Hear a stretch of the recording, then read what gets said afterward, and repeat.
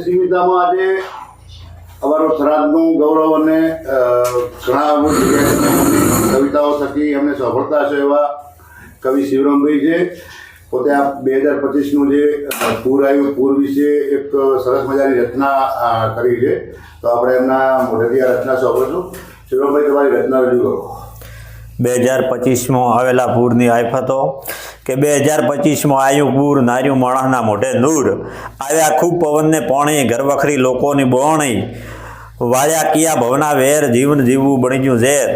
રોધીને જમવું નહોતું હારે, પોણીમાં લોકો પુકારે.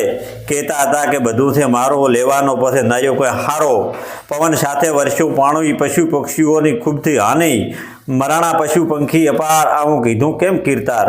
ફોનથી પૂછતા સમાચાર એમ, તમે બધા છો આ કેમ. પછી ખોરવાણો નેટવર્કને ટાવર, ઉતરી ગયા બધાના પાવર. કહેતા છે સારું વરહાળું કમાણી, એ તો બધી પોણીમાં હમાણી. આપણે કહેતા કે ખેતરને ઘર મારા, તંબુ તોણવા પડ્યા પછી બારા.